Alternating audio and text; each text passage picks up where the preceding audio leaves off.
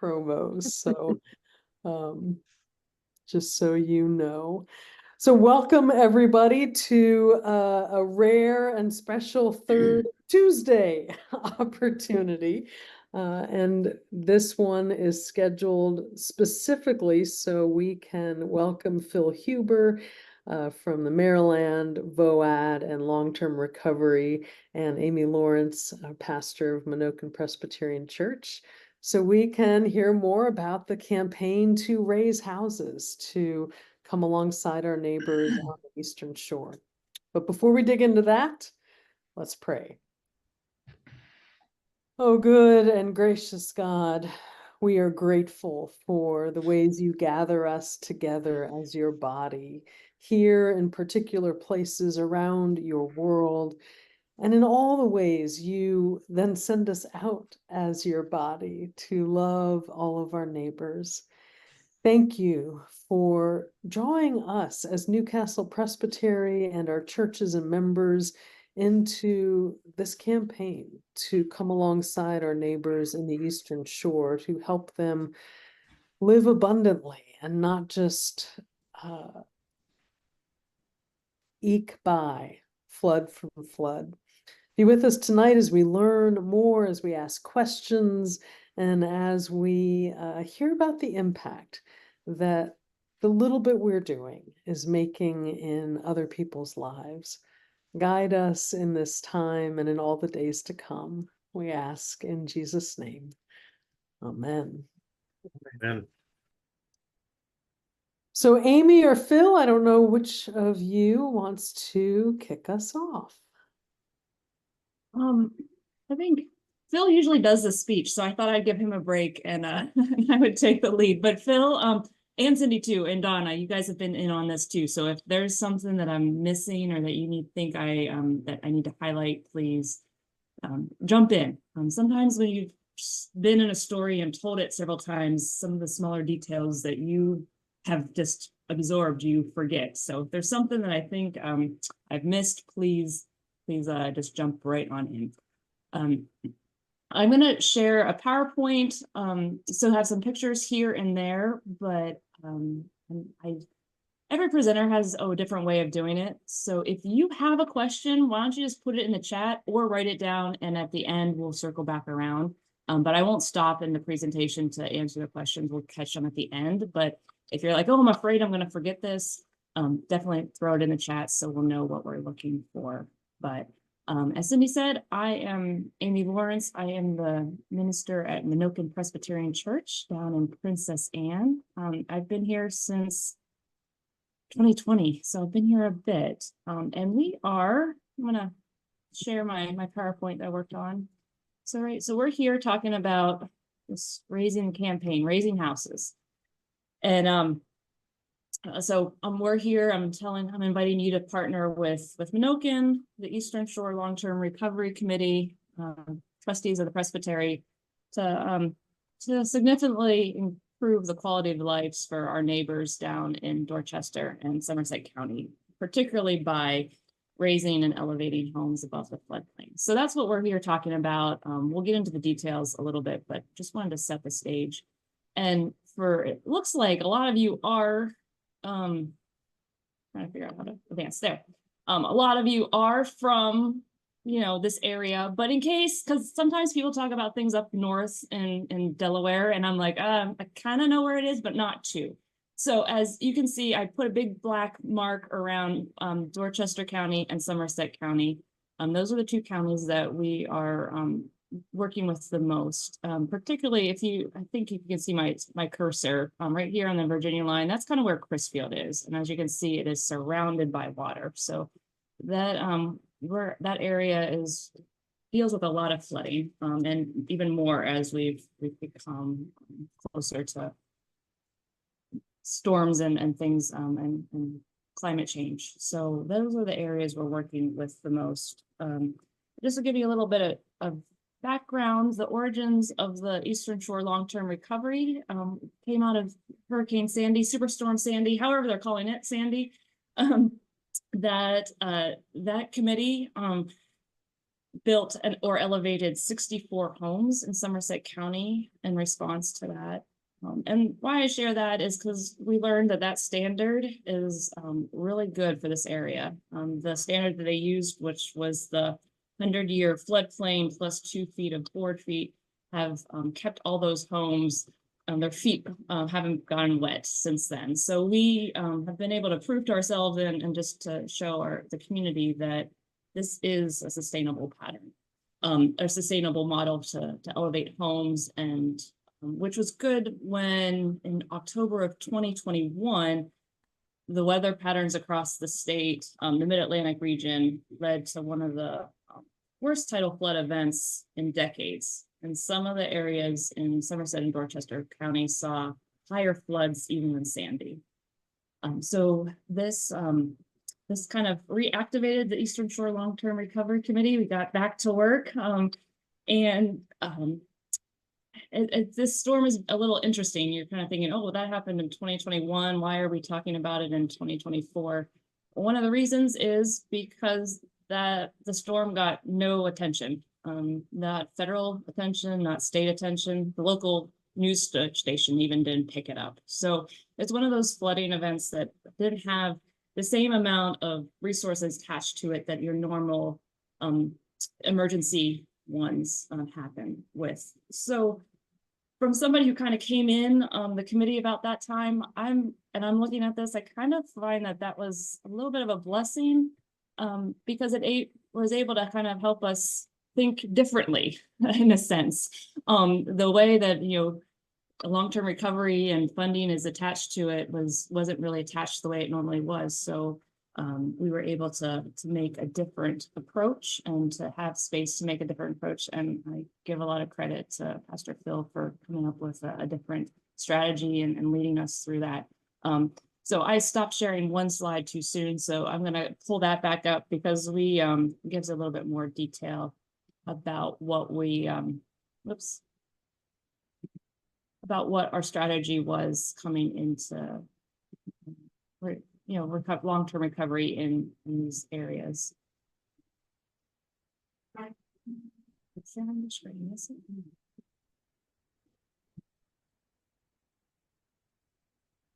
So we sought a new approach to respond to the 116 surviving families that requested assistance. We made a strategic decision not to immediately use resources to repair them, but we decided to do a 2-phase. The first phase was to replace the homes, 10 homes immediately, the most vulnerable. And you might remember, you might not know, but the Presbytery put in for a Presbyterian Disaster Assistance grant, and this was to phase 1. So we've already participated in this before we got to phase 2. So that was part of that. Now phase 2 is what we're talking about, and where we are right now is intentionally combining this mitigation component with long-term recovery by elevating and repairing 100 homes to let all of these families that reached out to us to have sustainable, secure housing.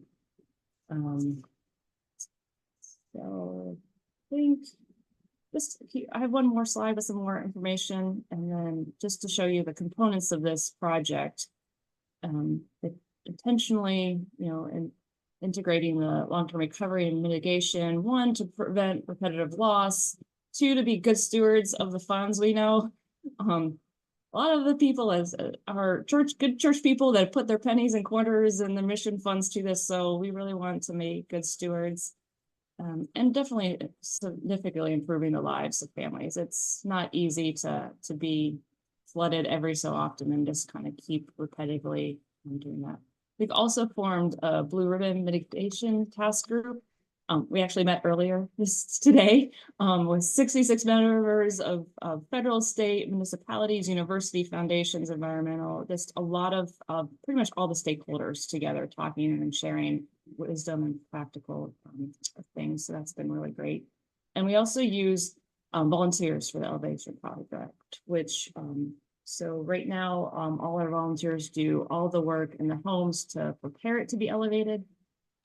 the contractor comes in and elevates it, the volunteers do the foundation and the block, and then the professional puts it back, the house back on, and then volunteers come back to do all the other stuff.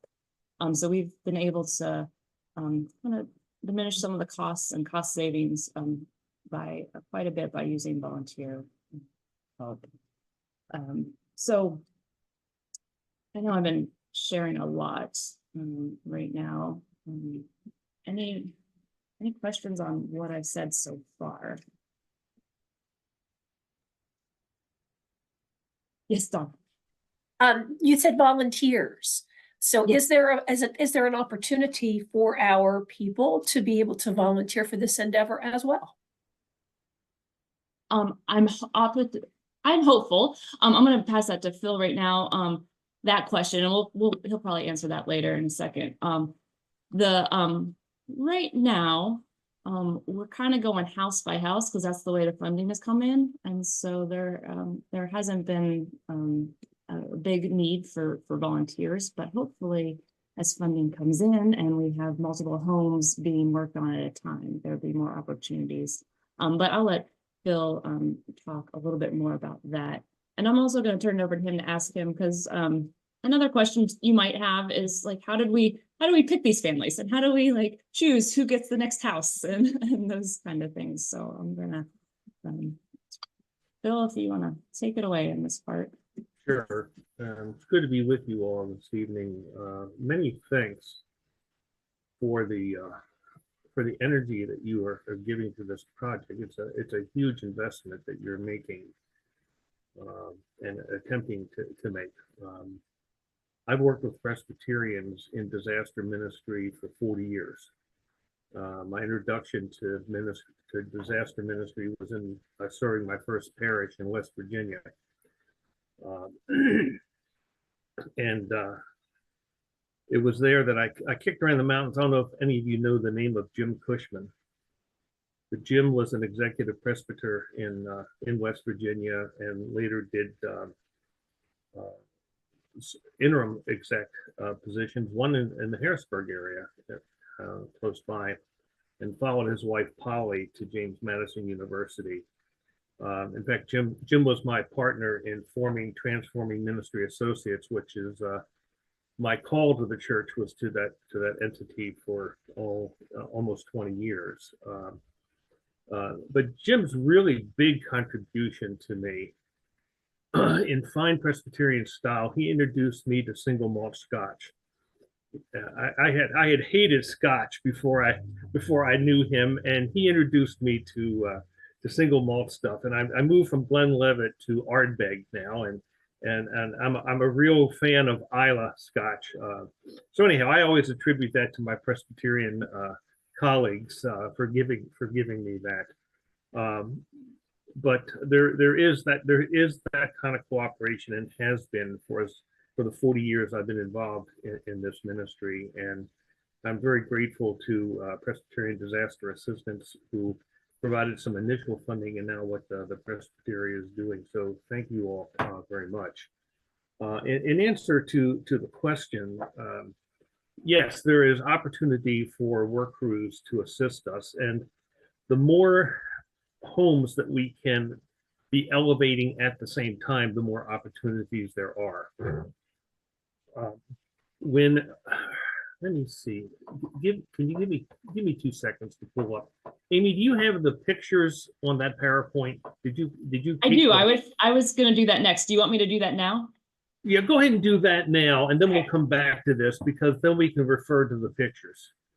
Okay, so what you'll be seeing is a series of pictures showing an elevation of a house, and so how we do this. So I'm going to just advance them, Phil, and you talk. How's that? I can do that. Are you guys seeing this? Well, not yet. There. So this is the, if you look at this picture, you notice that the first 2 or 3 feet of siding on the house has been removed. That's when it's still sitting down on the ground, that is removed. And our work crews can do that. They also demo any porches or decks or any other, sometimes a small room that's been added in latter years, that will be removed because that's not going to be a part of the elevation. All of that are something that work crews can do. Once we've prepped the house in the way that you see it here, that removing that siding allows the contractor to come in and slide steel I-beams under the house so that they can lift it.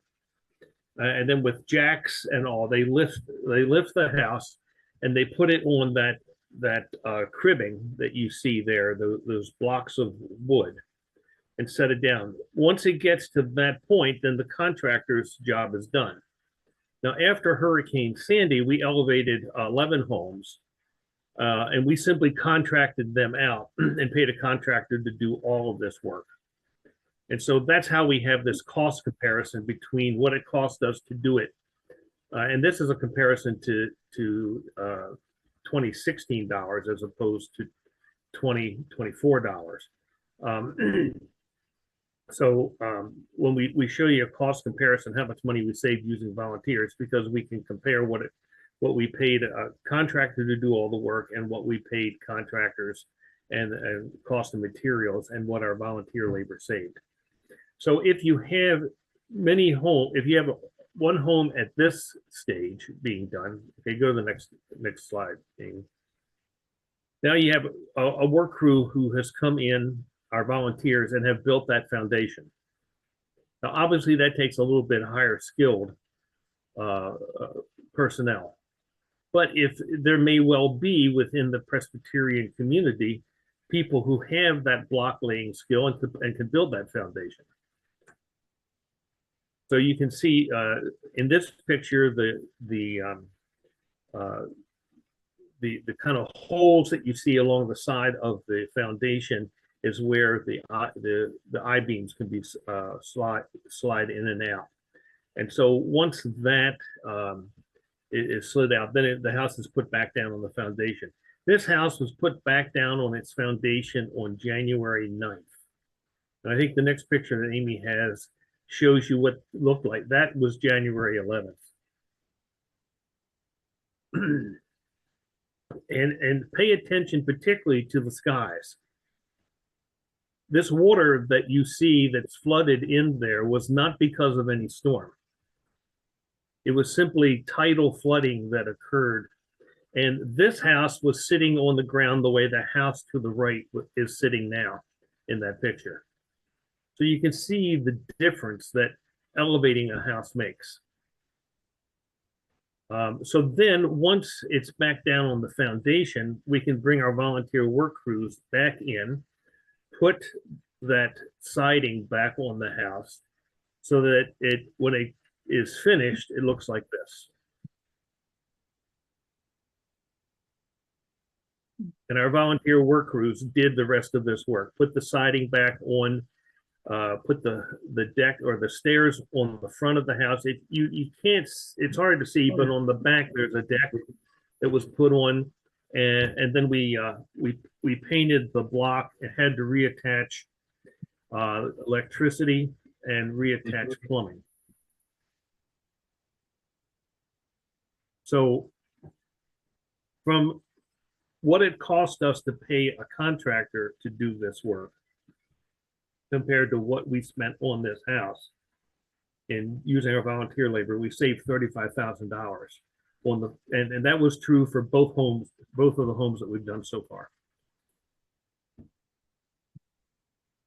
So if you're looking at 50 to 60,000 of cost per home, we can now elevate 3 homes for what it used to cost us to do 2.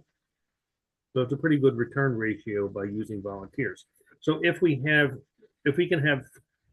enough funding so that we can do 3 or 4 or 5 homes at a time, one home may be at the point of demoing the porches and the decks.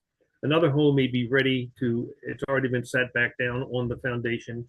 So what it means is that if you have 3 or 4 houses, none of them are going to be at the same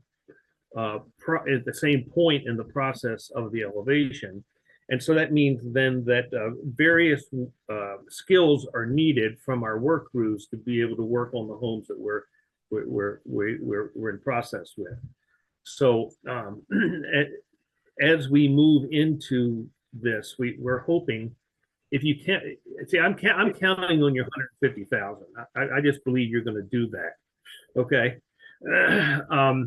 If you add that to the $200,000 that the county commissioners just put in their budget for us, which will be coming into our treasury this week, and the $50,000 that the trustees already sent is in the treasury. Plus, then we got a $10,000 grant from Lowe's to put towards this. So we have $360,000, and we're going to go on faith that we're going to find additional money, and we're going to try, as the summer goes on in the fall, to be able to open up a number of homes and begin working on 3 or 4 at a time. So the making this approach, it's the first time that we know of within the National VOAD community where a long-term recovery committee has thought to include a mitigation component with a long-term recovery. And as the result of that, Maryland VOAD and the Eastern Shore Long-Term Recovery Committee won the Innovative Program of the Year award from National VOAD at our national conference that was held out in Phoenix in May. And then in the 1st of June, I attended the Maryland Department of Emergency Management's Whole Community Integration Annual Summit. And I was surprised by receiving from Director Russ Strickland, or Secretary Strickland from the Department of Emergency Management, the Governor's Citation Award that was given to me, but it was given to all of us for this work that we're doing as a way to express appreciation and the importance of what we're doing in the state of Maryland by the governor. So we're beginning to get that kind of recognition. The other thing that's come about in recent weeks is that I've gotten to know people at the Coastal Resilience Center that's housed at the University of North Carolina at Chapel Hill. But there's many coastal communities along the Atlantic coast and the Gulf Coast. And FEMA works with them very closely and does a lot of their funding. They are in the process of agreeing to and formally putting together a research study to do a major research project alongside of what we are doing, so that there will be a written record of what we're doing, how we're doing it, and that can be shared with other coastal communities around the country so that they understand what can be done. And one of the reasons that they're interested in it, and it's not a reason that we had thought of before, is that there is a good bit of talk and a good bit of energy put in either doing what we call a buyout, where homes will be bought by the federal government as long as they promise not to, they have to promise never to build there again, and then they're relocated. Or there are times in which whole communities are picked up and moved someplace else. And what we know is whenever that happens, we never preserve the community. That community is always lost. And they see this and what we're doing as a means by which we can preserve communities and have an alternative to removal or displacement of people. And that's a part of what they want to show in the research project. That's all fantastic. And the awards have continued to come in. I'll just show this one really fast, that the Maryland VOAD then turned around and recognized our efforts. Amy and the Menoken Presbyterian Church, our presbytery, and Presbyterian Disaster Assistance. So our partnering in these ways with this mitigation project is having these immense ripples outward that helps our neighbors here, but as Phil was just describing, is being picked up and if not duplicated, looked at for ways to help neighbors in other coastal areas. Now, there are several questions in the chat. Yeah, Cindy, can I just, before we get to the chat, which are all very specific, like building questions, and I'll pass it over to Phil.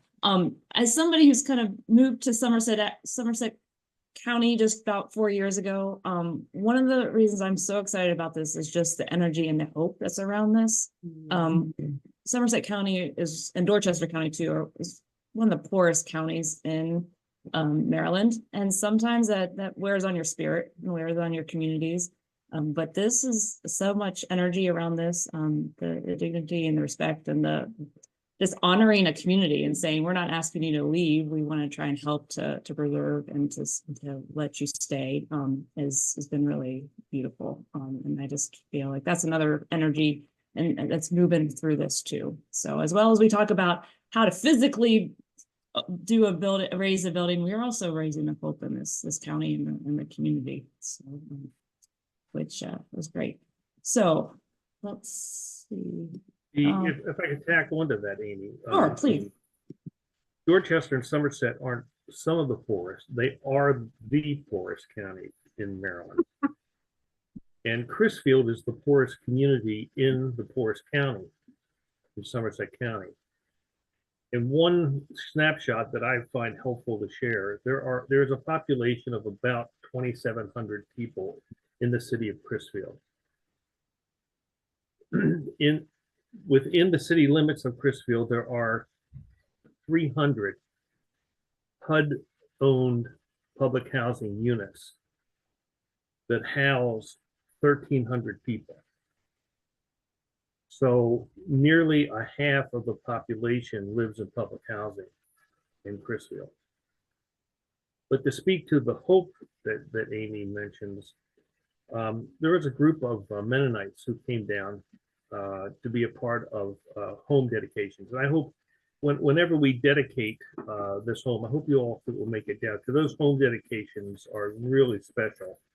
The families are always given a chance to say words if they want, and it's hard to have a dry eye after you hear what it means to these families to have these to be given a home like this to live in. But there was a group of Mennonites who had not been to Crisfield, although they've been working alongside of us since 2012 in the community. And each time we were dedicating 3 homes, and I found myself each time as I got out of the car at the next house, pointing out the home that we're dedicating, but then I would say to the Mennonites that were with me, that home over there, we built that home over there, and if you look behind you, we also built that home. And that day made me realize what a tremendous impact the work that we have done over the years has made on the housing stock within within Somerset County. You can't literally go anywhere in Crisfield, and you can hardly go anywhere in the county that you can't see a home that we have built or elevated. So we've had that much of a positive impact on people. It's one of the reasons that the governor's citation was given to us. There's a recognition in Maryland about the positive effect that we've had.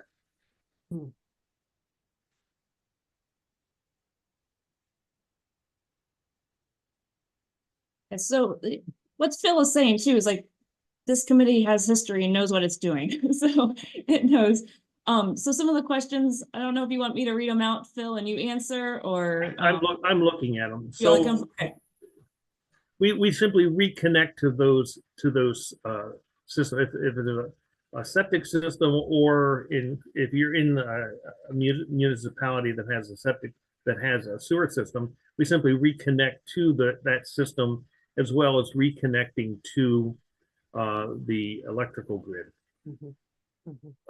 The difference will often be, though, that the compressor, a lot of times we use mini splits that get installed into the wall, But if we're actually using a compressor unit that sits outside, that usually is put on the deck at that level of the 100-year floodplain plus 2 board feet. So we know that that compressor is not going to flood the next time that water gets high. Also, these homes, I don't know if you noticed, but in building those foundations down at the bottom, did anybody notice those like little trap doors? Those are floodgates, and what that does is it allows the water to penetrate that foundation area, so you don't have water pressure pressing against the foundation when it gets high. And so it allows water in, and then they open up and allow water to flow back out. And then there are vents all along the top to keep mold and mildew from forming. So that area, even though it could become maybe a nice storage space or whatever, people have to agree that they will not put anything in that. And in fact, we don't even put access in there that makes it easy to get to that space for that reason. So the septic and the electrical systems are hooked back up. Sometimes we have to hire contractors to do that work if the work crews that we have don't have that expertise or have the appropriate licenses to be able to do that. But that's the only other money that we actually spend in hiring personnel. So we dig new foundation, we dig new footers to put the houses on. We don't use anything that is existing. And if you're in Crisfield in particular, have any of you been to Crisfield? Familiar with it? Well, if you remember where, as you come into Crisfield, if you remember where the firehouse is located on your right, everything south of the firehouse is built on oyster shells. And so if you dig a foot or more, you literally start digging oyster shells, and that, believe it or not, is a pretty firm foundation. So we've not had a problem with settling, not had a problem with cracked foundations, at least to this point. The 64 homes that we either elevated or built new after Sandy, none of them have experienced that as far as I know, and none of them have gotten wet since we built them. That's why we know building at this standard will provide this kind of positive effect for the folks. Is the new first floor enclosed inside to eliminate mold issues? You know, there is insulation. Sometimes, depending on where we're working, either a spray foam installation or a fiberglass bat installation. So again, we do everything that we can to make sure that the mold issue is eliminated and people don't have to deal with that. We've been approximately 3 months from the time we begin to the home is finished with its elevation. Someone asked, how are the homes selected? And what I want to share with you so you can see this. This is called, let me get to our vulnerability assessment tool. And what this does is there's 12 different categories around various issues related to what needs to be done for people in their life situation. Once we have done an intake and have a case file, we look at that case file and then begin to work through this chart, assessing points for that case file. And so at the end, you come up with a number. The higher the number, the more vulnerable the family is. And so once this standard has been applied to the case file, we then put the case files in order from highest number of vulnerability number to the lowest. That way, all of our case managers, whoever's working on the project knows which house comes next. And it's based on their vulnerability. So that we have on a number of occasions gotten different people to evaluate the same case file, and we have been surprised that we have come up with numbers that are within a point or two of each other. So there does seem to be some objectivity that we've been able to reach by using this system. And we don't know the names of the people when we do this. We only have the number of the client, not the name. And so it's done in kind of a blind way so that we can be as objective as possible. If anybody questions their vulnerability number, they're always willing. We're happy to sit down with them and go through and show them how we came up with what we did.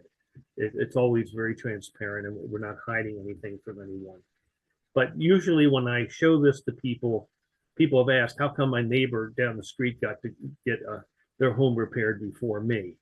And I just bring out this tool and show it to them, show them the process, and they deem it to be fair and generally are satisfied with the answer that they're given. We've never had anybody challenge us based on this system. Any questions about that? So if I may,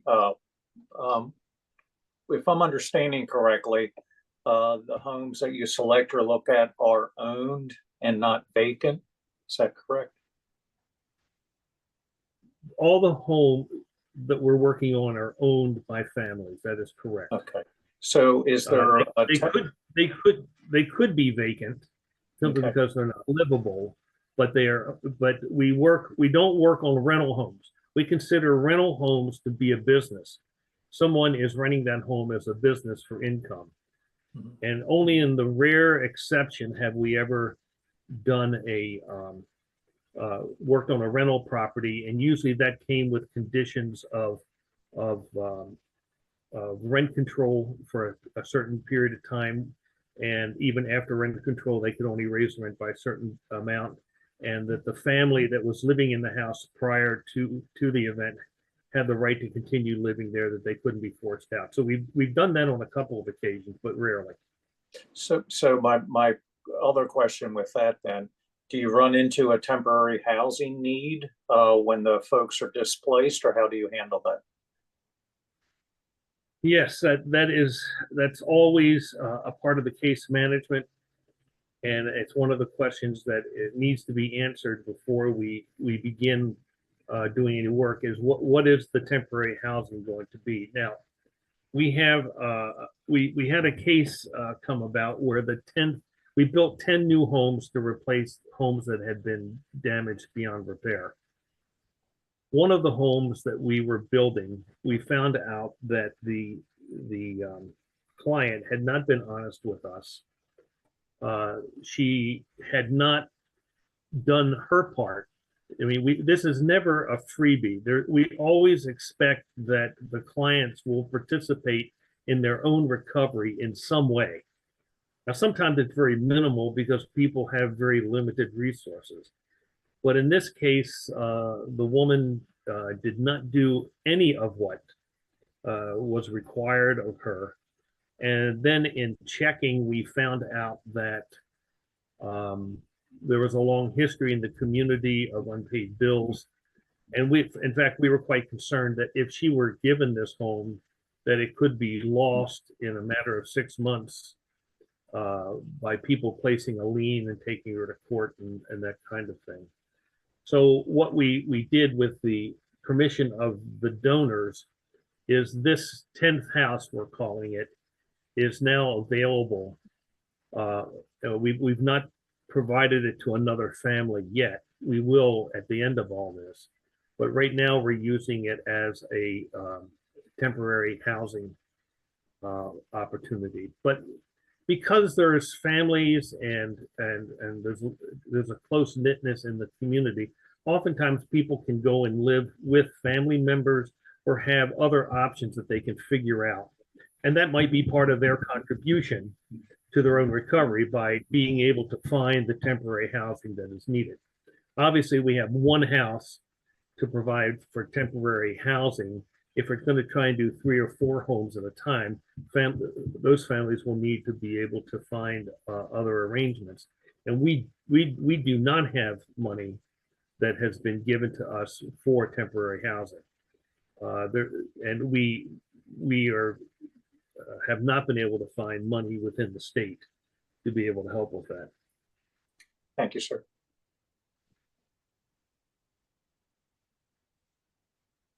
Oh, let's see, what else do we have, Amy? So are we able to work with insurance companies to assist with financing? Insurance companies do not insure floods. The only way you have insurance for flooding is if you're a part of the National Flood Insurance Program.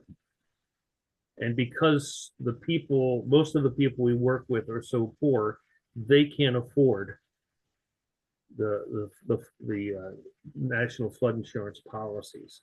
So there is no negotiation to do with insurance companies for the most part. Now, if a family does have flood insurance, that usually is the case where if they still have a mortgage on their home, usually the mortgage company will require there be flood insurance to protect their interest. If so, then the federal the FEMA and the federal flood insurance program has a new rider that they put in place after Hurricane Katrina called ICC coverage, which stands for increased cost of compliance.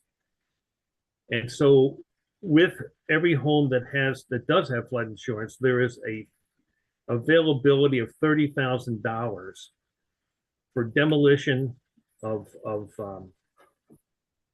the home if you're replacing it. But in our case, where we're elevating it, they would pay to put back, if they had a deck and a porch, they would pay to put back the deck and the porch at the new height to which the house has been elevated. They will also allow you to put that $30,000 towards the cost of the foundation. So if they have flood insurance, then we have $30,000 in our pocket. But I think so far, Kim Hopkins, who is our disaster project manager, has only found 1 or 2 homes that have that.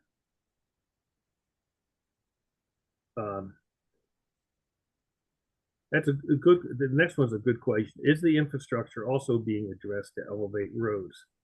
The city of Crisfield just announced this past week that it had received a $36 million award from FEMA in their BRIC program, BRIC. You remember, Amy, what that's an acronym that stands for, let me think about that for a minute. I'll tell you what that is, but anyhow, it's a mitigation program. And what they're doing is working in putting some flood barriers in and also elevating roads and all as a way to make the community more livable with the tidal flooding that is occurring. So that's happening alongside of what we're doing, and we're talking with FEMA. We're also going after some FEMA funding in another program that they have for mitigation, which is pretty competitive, but we think that we can be competitive in that program. So Donna, thank you. It's Building Resilient Infrastructure in Communities. That's the acronym for BRIC. And then Cindy also put in a link from the news article about that with more of the details. So it's really exciting coming down here. And the Eastern Shore Long-Term Recovery Committee is part of that Crisfield page talking about the recovery and mitigation efforts. Yeah. And so we have a raised hand.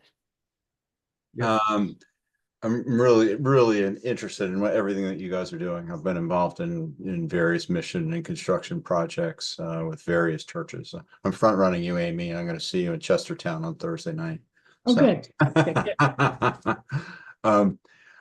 Phil, I'd be interested in who who makes up your volunteer groups? How do the volunteers work? What days of the week do they work? I mean, and the question comes from, wanting to get the church more involved, for example, right? I mean, Right. so I was involved with Good Works up in Westchester and Coatesville, and they had a good neighbors program, right? Churches could become good neighbors. They got involved with one family in rebuilding a home, and so I'm interested too in to what extent there's interaction with the families that we're helping with their homes, and how much kind of fellowship goes on with the homeowners in the course of the process. Also, I mean, you talk about home dedication. I'm familiar with that, that concept, and it's pretty cool. There's first of all, Kim Hopkins does the case management. And so Kim has a really kind of intimate relationship with all of our families. She knows them inside and out. She's looked at their finances. There's a lot of confidential information that she pulls together in that case management process, and understands what the needs of the family are. Now, one of the things we have to make sure that we do, we're a disaster response agency. We're not a social service agency. And so if in doing casework, we find, say, that there's abuse in the house, or there is some kind of addiction or something that needs to be addressed, that's not something that we can handle. Right. We have a responsibility for making a referral to another agency that can help the family. So we have to make sure that we stay within that disaster mode. But we do try to find ways to interact with our clients. And one of the things that we've done, oftentimes, the kind of traditional model for our work crews is that a work crew would come in on a Sunday evening and work Monday through Friday, and either go home Friday evening or Saturday morning. And Wednesdays were always special because the homeowners would be invited to supper with the work crews on that Wednesday evening, to kind of tell their story and to interact with the work crews and to build that relationship. So that was always a special evening, and many very special stories came out of that interaction that happened. We also found that when the Mennonites are running the camp, that's their expertise within the disaster field. But there were a couple weeks where they couldn't run the camp, and people that we had built homes for volunteered to come in and be cooks. Wow. Cool. And bought all the food and fixed the food. One woman, she said, I'm going to make sure that I give back for as good as I got. And I mean, that work crew that week, they had crab cakes 2 or 3 nights, and all kinds of good food that she fixed for everybody out of her repertoire of family recipes. So there is that kind of interaction. So Kim is working with these families all through this process, from before we begin to elevate the home until after we're finished. There's that interaction with the work crews when they're there, if that can occur. Now, if a work crew can't come in for a whole week and have a certain period of time to work, then Kim takes that into account in scheduling the work crews. And it may be that they're coming in for a weekend. It may be they're coming in for 2 or 3 days in the middle of the week. Whatever the special needs of the work crew is, Kim will then work with you to try and figure out how to make that work. And keep in mind that Kim also has to assess what the skill level is of the work crew that is coming in, and to make sure that we have work at that level for that week. So it can become rather complicated, but Kim was actually part of our long-term recovery staff. She was the construction manager after Hurricane Sandy. She then went to and led a long-term recovery effort on St. Thomas in U.S. Virgin Islands. Then she went to Panama City and led a long-term recovery for Lutheran disaster response till she decided to come back home, and we've hung on to her and kept her ever since. Yeah, right. That happened in 2019. Unfortunately, we've had continual responses that we've made since the summer of 2018 that we've kept Kim busy and had been able to have the money to pay her continuously. So we're thankful for that. But there's other partners. You all are partnering to build or elevate 3 homes, Lutheran disaster response, and the Christian Church Disciples of Christ, their week of compassion fund. Those two got together and they put in the funding for Kim's salary for the next year. So we know that we have Kim and her salary is secure. Because if we lose Kim, we lose the project. We can't do it without Kim. We can't do it without what the Mennonites are doing, and they're the ones who have made a big commitment. They're trying to pull together $400,000 to put into the coffers for this elevation project. So, it really is an ecumenical effort. And as I was moving towards retiring as a parish pastor, I was serving St. Matthew Lutheran Church in Southwest Washington, D.C., a congregation that couldn't afford to fix its roof in 1999. We dedicated a $77 million complex in January of 2019 that incorporated the new church building and 220 apartments. And I really probably, as we got into that and got into construction, I should have given up the disaster stuff. But I knew that was the one thing I wanted to continue to do in retirement. In large part because, and I've never found a good way to say this, but I really enjoy disaster ministry. I don't enjoy what happens to people, but I enjoy the effects that we can bring for people. And I enjoy the church being the church. It's the one place where I really experience, in spite of theological differences that we could easily raise and argue about. We kind of ignore that so that we can come together as a church to help people in need. And it really becomes kind of a Matthean Gospel of Matthew kind of approach for Jesus's call to help those. It's also kind of a way to participate in God's ongoing creation. The Presbyterians have taken what I always had used. I was the first that I ever heard to use it, where disaster ministry is like participating in God's act of creation, because God creates in Genesis not by bringing something out of nothing, but by bringing order out of chaos. And that's what we do for people. We bring order to their lives out of the chaos that has erupted by the disaster. And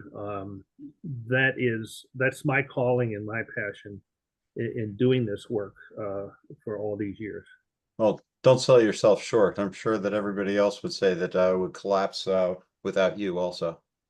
It's clear your experience is critical. Amen. It does become helpful from time to time.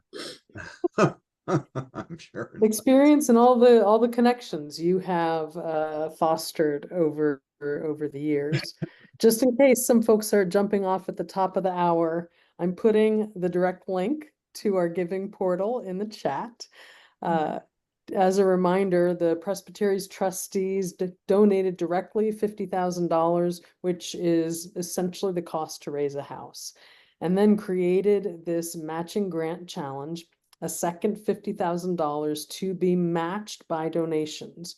You can either donate directly through the Presbytery, or if you want to donate directly through the Eastern Shore Long-Term Recovery Committee, you can do that and then let us know. Either way is fine. I had the total a week ago, but Donna, do you have the total as of today? Oop.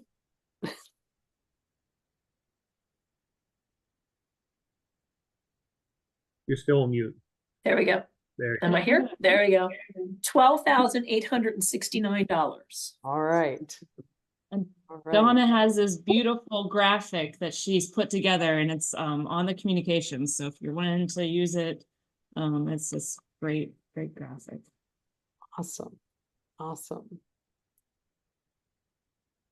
So as long as Phil and Amy have time to take and answer questions, we can hang out here, but help spread the word. I am convinced that we can reach and exceed that $50,000 matching grant challenge. I would love to take that problem back to the trustees and say, actually, we got matched at 60,000. Will you increase to match the match? That's a fantastic problem to have, like not having enough chairs set up for an event.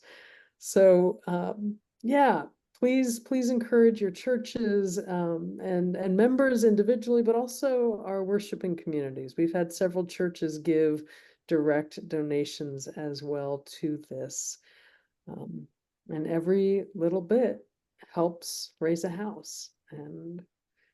And as has been lifted up, helps preserve dignity, community, and lives into our Matthew 25 commitment, which includes eradicating systemic poverty. This is a direct link to that work. So Phil and Amy, you want to answer some more questions? Yeah, I Well, think, the accessibility, and I'm sorry, Amy, go ahead. no, you picked up right where I was like, okay, we stopped here with the questions. I was just being helpful for you, but you picked up right where we were. All of our homes are handicapped accessible. In fact, one of our storylines, all of our ramps that we build, they are needed, are ADA compliant. That means that for every 1 inch of elevation that a ramp has, it has to be 1 linear foot long.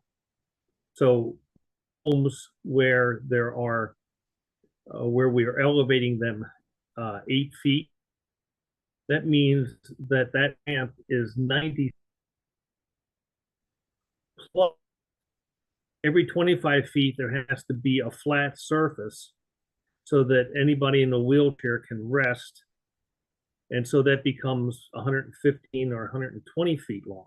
So one of the things that we love to say is that in Crisfield, Somerset, and Dorchester County, we build many very nice ramps, and to some we attach homes.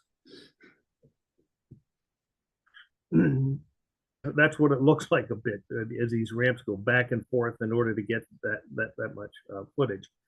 We also, because we do an interview with our clients, we know what their needs are. If there are other needs, we by all means strive to meet those needs. So much so that I remember at one point there was in building one of the new homes, the wife does oystering in the winter. We're gonna have real marital problems because I'm not gonna allow him to come into my new home after he's been out oystering and the mess that he is. Can there be any kind of mud room or something that can be built? And the Mennonites quickly, because they've been working with these plans for years, quickly redrew the house so that there could be a mud room. You could restore marital bliss for that family. So it even goes down to that level where we try and meet the needs of the families. This one's a critical one. Is this or just pushing the problem into the future? There is probably going to be a point at which may not be able to live in some of these coastal and tide areas. But we know with the work that we're at least pushed that to 2075 or further. Not the solutions may be developed after that. But I really do think the notion that the Coastal Resilience Center has given us is that we are helping to preserve community at this point. With the work that the city is doing with FEMA, we're also looking at other ways. Sometimes the problem is not so much that water floods the area, but if it's not properly designed, the water can't get back out. water doesn't do so much damage if it comes in and can flow back out. And that's another part of that project that they're working on, so that it makes those areas as livable. And the other thing is, I grew up in part in the Appalachian region, and there's a real strong sense of home place in the mountains of West Virginia and the Appalachian region. And there's a same sense of place for the people. Generations of their family have lived in this place, and to simply uproot them is simply just to do removal.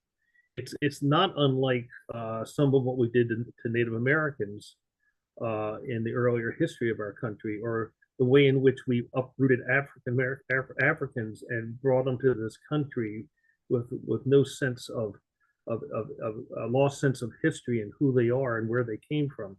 So I think that those things have to be weighed against each other. And yeah, in some ways we are pushing the problem forward, but I think we're pushing it far enough that there may be other solutions that are found down the road. That's at least the hope.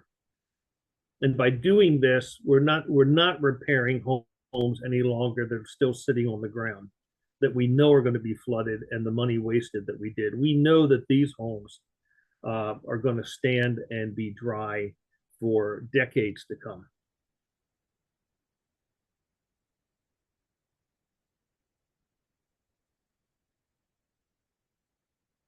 So somebody who did you put that in? Building resilient infrastructure and communities. That's what BRIC stands for. Yeah, Donna pulled that out for us. Donna pulled that out. Thanks, Donna.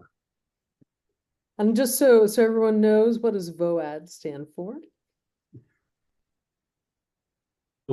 Voluntary organizations active in disaster. There is a national VOAD, and there is a VOAD in every state in the United States. And the VOAD community, the VOAD, Maryland VOAD, for instance, Delaware VOAD, is an umbrella organization under which all of the faith-based and nonprofit disaster organizations gather together to be able to coordinate and have a single response to disasters, rather than each one of us doing our own thing. And it becomes a coordinated effort. Each of us has our own expertise. And when you put all those expertises together, you have a pretty efficient and very large capacity organization. Delaware VOAD and Maryland VOAD are the two largest disaster organizations in each of those states, and have the largest capacity. There are other agency, state or federal, that has the ability to put together and run a long-term recovery, like the VOAD community does. Mhm. It's not unusual. You know, you heard Amy say this event happened October of 21. Mhm. We're getting close to October of 24. That's 3 years out, and we anticipate we're going to be here another 4 years or maybe 5. So that's not unusual that we be working in a community that long, and nobody else has the capacity to provide the staffing and the work crews that are necessary work done over that period of time. And so for us, Presbyterian Disaster Assistance, PDA, which is part of our Presbyterian Mission Agency under our Compassion, Peace, and Justice umbrella, they work directly with the state VOADs in times of disaster, but they come by our invitation. So after a disaster, one of the leadership in PDA, Presbyterian Disaster Assistance, reaches out to the presbytery or sometimes the synod and says, hey, you've had a disaster. And honestly, they know it's coming. I've gotten calls from Jim Kirk, who Phil knows, saying, hey, we're tracking the storm. It looks like you might have landfall, or hey, we're hearing in the news that this is headed your way. How can we help you be prepared? And then they come at our invitation, and it is long-term work. Hurricane Katrina, not Katrina, Maria, hit Puerto Rico in 2017, and Presbyterian Disaster Assistance still has volunteer villages there working to restore, to help with recovery. Yeah, and the folks who have a passion for this have skills to share in organizing volunteers after disasters. They are gifts. They are gifts.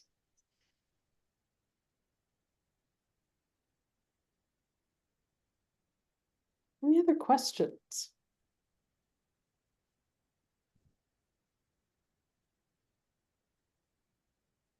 Well, I will say, I'm so grateful, Amy, that you got involved, because in this case, it was Amy reaching out to the Presbyterians saying, hey, our neighbors need some help.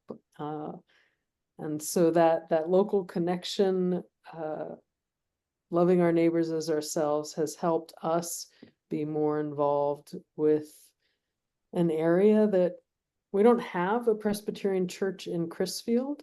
There's no reason why we shouldn't have one in the future, but we don't have one there. But they're our neighbors. And through the work of the Eastern Shore Long-Term Recovery Committee and the Blue Ribbon Mitigation Working Group, I think it's really exciting that we get to be a little piece of this story. Yeah, so thank you, Amy, and thank you, Phil, so much. And thank you for your time tonight. Thank you for making time for us tonight. I'm committed to Sunday morning in a pulpit, but I am willing any other day of the week to, as I'm going up to Chestertown. But if you feel like your mission committee or just your church session would like to have a face-to-face real person, Donna's gonna give this recording and have this opportunity and available. But if you please reach out to me, I'm gonna put my email address in the chat. And please, yeah, any questions? I'm really good. If I don't have it, I'll say, oh, I don't have it, right? But I will get it for you. So all questions are findable. Well, And our August, go ahead, Phil. I was just gonna say, Mannequin Presbyterian Church, this is the first time that leadership within the long-term recovery. Claudia Nelson is a member of Mannequin, and she was the second chair of the long-term recovery committee during the Sandy time. And I believe Joyce Morgan is also a member of Mannequin. Not currently. She might have been at one time. There's One time, but she has been people retire and leave. So she sees herself connected in some way. She Yeah. said that, but she has been our treasurer all these years. So the Presbyterian Church has played an important role in the long-term recovery committee. I'm very thankful for that. And so our August 3rd Thursday will be on the third Thursday, August 15th, and it will be another special edition as our staff will be traveling to the sites. And I think Phil and Amy will both be joining us, but we'll be on site doing a little handheld video tour, which may or may not make you nauseous, but you'll have an opportunity to see some of the work. I don't think we've set a time for that yet. I don't think it will be as late as 5 p.m. I think it'll be mid-afternoon. But Thursday, August 15th, we're going to do a site visit as part of our final push for our September 21st matching grant deadline. That should be fun. It will be And fun. if you can travel to come down, come and see it firsthand rather than having to see it through a screen. Yeah, let's get the date and the address and finalize the time, and we can share that. Cool. Sounds good. Well, thank you all for joining us tonight. Special thanks to Phil and Amy. Thank you so much for everything you're doing and for your time this evening. And all of you, thank you for what you are doing in sharing the word and increasing awareness and inviting opportunities to participate through giving and also through future volunteer participation. Stay cool. Blessings to all. Thank you. Blessings.